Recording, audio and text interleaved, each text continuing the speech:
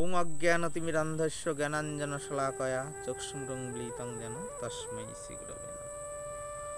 পরমারাধ্যতম পরম দয়াল শ্রী গুরুদেব তথা গুরুবর্গ তথা বৈষ্ণববৃন্দ তথা গৌর নিত্যানন্দ তথা শ্রী রাধা গোবিন্দ দেবের শ্রী চরণ কমলের কৃপা আশীর্বাদ প্রার্থনা করে শ্রীল প্রভুপাদের কিছু হরিকথা পাঠ করে কীর্তনপূর্বক শ্রবণ করে আত্মমঙ্গল করবার চেষ্টা করছি। ব্যাঙের আদুলি। তো কোনো এক পুকুরে এক ব্যাঙ বাস করত। সে করছে কি, একটা আদুলি কুড়িয়ে পেয়েছে, বুঝলেন না? আদুলি মানে আটানা। আটানা মানে 50 পয়সা। আগেকার দিনে 1 আনা 2 আনা 5 আনা এইসব 10 পয়সা এগুলো চলতো। 5 পয়সা 10 পয়সা, 4 আনা 8 আনা আর 16 আনা মানে 1 টাকা।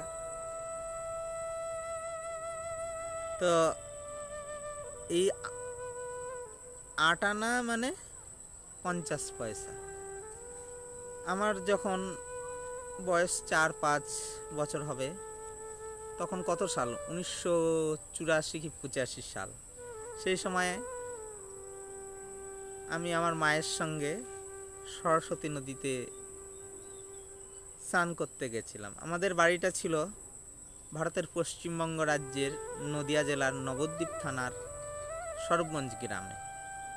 সেইখানে ভক্তিবিনোদ ঠাকুরের সমাধি মন্দির আছে, তার সামনেই দিয়ে প্রভাবিত হচ্ছে সরস্বতী নদী বা জলঙ্গি নদী। সে প্রভাবিত হচ্ছিল, সেই নদী প্রবাহিত হচ্ছে। সেই 1984-85 সালের কথা। আমার মা আমাকে নিয়ে সরস্বতী নদীতে স্নান করতে নিয়ে যাচ্ছেন। এমন সময় আমার মা আমাকে 1 আনা আর 2 আনা দুটো আর বোধহয় 5 পয়সা এরকম দিয়েছে, দিয়ে আমাকে নীল কিনতে পাঠিয়েছে। তো এখন দোকানদার বলছে যে 1 পয়সা আর 2 পয়সা এগুলি চলে না, 5 পয়সা থেকে চলে।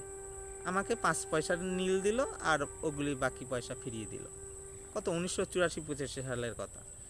তারপর থেকে শুরু হলো 5 পয়সা 10 পয়সা। আমরা যখন স্কুলে গেছিলাম, আমি সরবগঞ্জ প্রাথমিক বালিকা বিদ্যালয়ে যখন প্রাইমারি স্কুলে পড়তাম, সময় বাবার কাছ থেকে পয়সা নিয়ে 10 পয়সা 5 পয়সা নিয়ে সেই সময় 10 পয়সার আইসক্রিম, আচার, এইসব চকলেট এইসব খেতাম। 5 পয়সা 10 পয়সা সেরকম চলতো। 10 পয়সার জিনিস নিয়ে আসতাম, নিয়ে এসে খেতাম। তো তারপরে 5 পয়সা 10 পয়সা 20 পয়সা এগুলি বন্ধ হয়ে গেল। তারপরে 2005 সালে তখন 4 আনা 8 আনা চলতো। 4 আনা 8 আনা, 4 আনা মানে 25 পয়সা, 8 আনা মানে 50 পয়সা, সেগুলো তারপরে বন্ধ হয়ে গেল। এখন 1 টাকা চলে। তো যাই হোক, সে ব্যাঙ আদুলিটা কুড়িয়ে পেয়েছে, মানে 50 পয়সা কুড়িয়েছে। পেয়ে ওই আদুলির উপরে বসেছে। বসে ব্যাঙ করছে, ফুলছে, বেলুন ফোলার মতো ফুলছে, এরকম করছে। তার টাকার গরম হয়েছে। সে এবার টাকার গরমে অহংকারে বশীভূত হয়ে বসে আছে। এমন সময় এক রাজার হাতি কি করছে, সেই পুকুরে স্নান করতে আসছে, মাউথ স্নান করতে নিয়ে যাচ্ছে। এখন হাতিকে দেখে ব্যাঙটা বলছে, এই হাতি, তুই এদিক দিয়ে স্নান করতে আসবি না, তুই অন্য দিক দিয়ে যা, তোকে এখানে স্নান করতেও দেবো না, জলপান করতেও দেবো না। তে হাতিকে আর কারো কথা শুনে হাতি চলে আসছে সামনে। এখন ব্যাঙটা কি করছে, রেগে সে হাতির পায়ের কাছে হাতিকে বাঁধতে চলে গেছে। তো এখন হাতিকে বাঁধবার জন্য চলে গেছে, হাতির পায়ের কাছে চলে গেছে, হাতিকে বাঁধবে। টাকার গরমে গর্বিত হয়ে অহংকারিত হয়ে সে চলে গেছে হাতিকে বাঁধবে। হাতির পায়ের কাছে যখন গেছে, হাতি করেছে কি, একটা পায়ের চাপা মেরেছে। যখন হাঁটতে আসছে হাতি, হাঁটতে হাঁটতে এক চাপা মেরেছে। সে বেলুনের মতো ব্যাঙটা ফুলছিল, ফটাস, বেলুন ফাটার মতো ফটাস, ব্যাঙটা চুপসে গেল একদম। সুতরাং বলছে অহংকারটা, টাকা থাকলে মানুষের অহংকার আছে। অর্থ অনর্থের মূল। ভাগবতে অষ্টম স্কন্ধে সপ্তম অধ্যায়ে বলি মহারাজের উপাখ্যানে ভগবান ব্রহ্মাকে উপদেশ দিচ্ছেন। বলছে ধনমদ হয় যার, তার বারে অহংকার, দেবদ্বিজ গুরু নাহি মানে। যে পুন আমার দাস, তার করি মদনাশ, তারে দণ্ড করিতে কারণে। ব্রহ্মাকে উপদেশ দিচ্ছেন। ব্রহ্মা বলছিল যে প্রভু, বলি তো আপনাকে সবই দিয়ে দিল, আপনি তো তিপাত জায়গা চেয়েছিলেন, এক পায়ে আপনি স্বর্গ নিয়ে নিলেন, হ্যাঁ, আরেক পায়ে তিনি আরেক পায়ে পৃথিবী এবং পাতাল ফাতাল নিয়ে নিলেন, আরেক পা আপনার রাখার জায়গা ছিল না, বলি তার মাথাটা পেতে দিয়েছে, আপনি তাই দিলেন।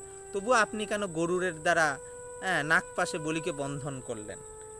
তখন ব্রহ্মাকে ভগবান বলছেন, বামনদেব বলছে, প্রভু বলে ব্রহ্মা শুনো, তুমি তত্ত্ব নাহি জানো, আমি যারে অনুগ্রহ করি, তার ধনমদ হরি, বান্ধব বিচ্ছেদ করি, সেই যায় ভববন্ধ তরি।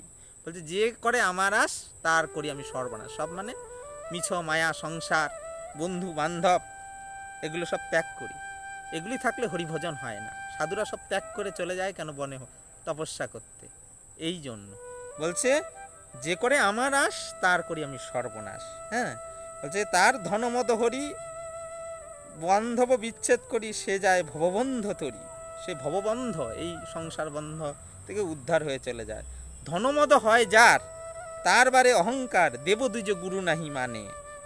যে পুন আমার দাস, তার করি মদনাশ, তারে দণ্ড করিতে কারণে। বলছে ধনমদ হয়ে যায়, ধনের গর্ব, মদ মানে অহংকার, দম্ভ, মদ আর মাৎসর্য। 6টা রিপু আছে হৃদয়ে বাস করে, কাম, ক্রোধ, লোভ, মোহ, মদ, মাৎসর্য।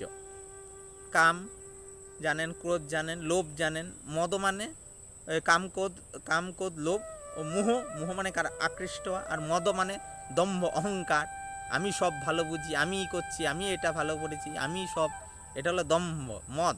আর মাৎসর্য মানে হিংসা।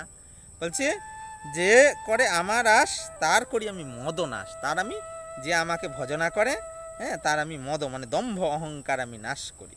হ্যাঁ, ধনমদ হয় যার, তার বারে অহংকার, দেবদ্বিজ গুরু নাই মানে। ধনমদ, ধনের অহংকার যার হয়, ধনের গর্ব যার হয়, তার বারে অহংকার, তার অহংকার বাড়ে যায়। হ্যাঁ, দেবদ্বিজ গুরু, ধন থাকলে অর্থ অনর্থের মূল। তো দেবদ্বিজ গুরু নাহি মানে, ধনমদ হয় যার, তার বারে অহংকার, দেবদ্বিজ গুরু নাহি মানে। দেব মানে দেবতা ভগবান, দ্বিজ মানে ব্রাহ্মণ। ব্রাহ্মণদের দ্বিজ বলা হয় কেন? ব্রাহ্মণদের 2বার জন্ম হয়, সেই জন্য ব্রাহ্মণকে বলা হয় দ্বিজ। 2বার জন্ম কিভাবে? একবার সে মায়ের পেটে থেকে শূদ্ররূপে জন্মগ্রহণ করে, আর আরেকবার সে উপনয়ন সংস্কারের দ্বারা সে ব্রাহ্মণ হয়। হ্যাঁ, সে তার তখন ওইটা হলো দৈক্ষ জন্ম, 2বার জন্ম হলো। গায়ত্রী মন্ত্র তাকে সেই সময় দেওয়া হয়। তাহলে যার 2বার জন্ম হয় তাকে বলা হয় দ্বিজ, ব্রাহ্মণকে দ্বিজ বলা হয়। দেবদ্বিজ গুরু নাহি মানে। তাই প্রভুপাদ বলছেন, জগতে যারা কর্মবীর বলে অহংকার করে, তাদের সম্বল ওই রকম ব্যাঙের আদুলির ন্যায় অকিঞ্চিৎকর। কর্মীর কর্মবীরত্ব যে কোনো মুহূর্তে সংসার চক্রে পিষ্ট হয়ে যায়, কারণ তাহা প্রকৃতিজাত ঐশ্বর্য বিশেষ। এই জন্য গীতা বলেছেন, প্রকৃতি কি মাননী গুণই কর্মাণি সর্বস্ব, অহংকার বিমরাত্মা কর্তা অমিতি মন্যতে। গীতার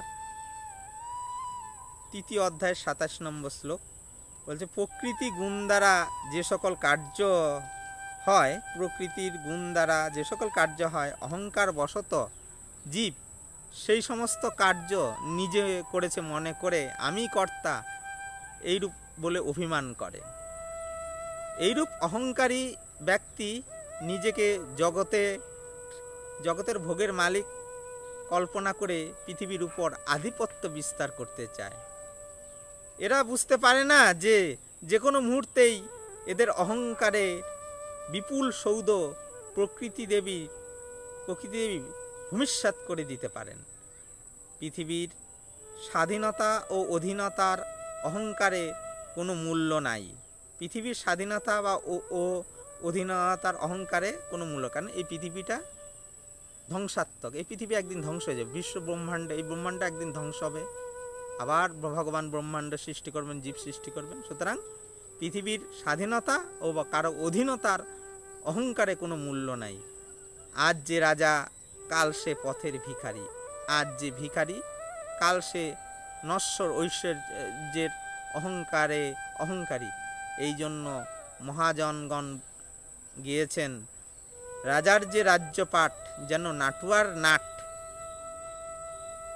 দেখিতে দেখিতে কিছু নয়, হেন মায়া করে যেই পরম ঈশ্বর সেই, তারে মন সদা করে ভয়। ছিল নরোত্তম ঠাকুর এই কথা বলেছেন। বলছে রাজার যে রাজ্যপাট নাট যেন নাটুয়ার নাট।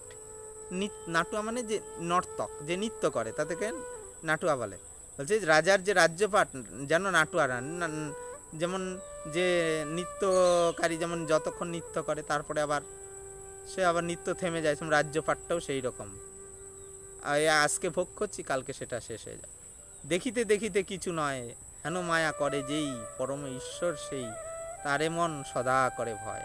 হেন মায়া করে, বলছে সেই পরম ঈশ্বর, তার মায়ায় আমরা এই রকম ভ্রমিত হচ্ছি, তাকে সদা ভয় করি।